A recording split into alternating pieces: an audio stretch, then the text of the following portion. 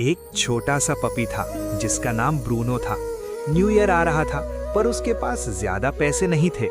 फिर भी ब्रूनो ने हिम्मत नहीं हारी। रोज छोटे छोटे काम करके अखबार लाना, बैग उठाना और लोगों की मदद करके वो थोड़े थोड़े पैसे बचाता रहा। हर सिक्का उसके लिए सपना था। न्यू ईयर की रात ब्रूनो ने अपने बचाए पैसे से एक छोटा केक, रंग बिरंगी लाइट्स और अपने दोस्तों के लिए ट्रीट्स खरीदे। सब साथ मिले, हंसे और सेलिब्रेट किया। ब्रूनो समझ गया, खुशी पैसों से नहीं, मेहनत और दोस्ती से मिलती है।